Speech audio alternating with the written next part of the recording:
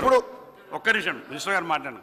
అధ్యక్ష, శ్రీధర్ బాబు గారు చాలా క్లారిటీగా విభజన చట్టం అమలులో ఆంధ్రప్రదేశ్కి న్యాయం చేశారు, తెలంగాణకు అన్యాయం చేశారు, బీజేపీ ప్రభుత్వం అన్నారు. ఆయన వ్యక్తిగతంగా ఎక్కడ ఎవరిని కూడా విమర్శించలేదు అధ్యక్ష.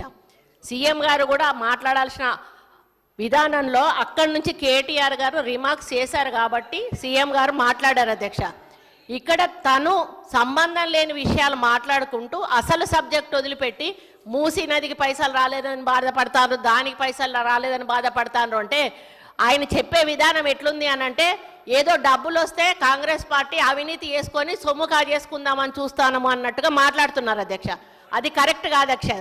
రాహుల్ గాంధీ గారి గురించి పదే పదే పేరు తీస్తూ ఉన్నారు అధ్యక్ష. ఇక్కడ నుంచి మోడీ గారి పేరు ఎవరం కూడా తీయలేదు అధ్యక్ష. సభలో లేని వాళ్ళ గురించి మాట్లాడుకుంటూ మళ్ళీ సీఎం గారి సీటు గురించి పదే పదే అక్కడి నుంచి కామెంట్స్ వస్తున్నాయి అధ్యక్ష. ఇదేదైతే ఉందో రెచ్చగొట్టి సబ్జెక్టును డీవియేట్ చేసి డైల్యూట్ చేసి దీని సీరియస్నెస్ పోడగొట్టడానికి ఆ రెండు బెంచ్లు కూడా ప్రయత్నం చేస్తూ ఉన్న అధ్యక్ష.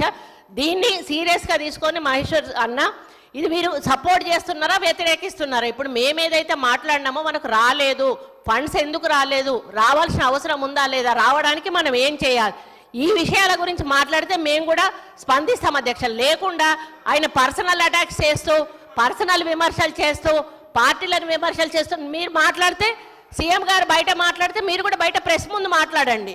కానీ అసెంబ్లీలో సీఎం గారు మాట్లాడిన దాని మీద ఇక్కడ మీరు రెస్పాండ్ అవ్వడం అనేది కరెక్ట్ కాదు అధ్యక్ష. ఇది ఏదైతే సబ్జెక్టు మీద నడుస్తుందో ఆ సబ్జెక్టుకు మాత్రం బయటనే మాట్లాడమని చెప్పండి అధ్యక్ష. మహేశ్వరి గారు.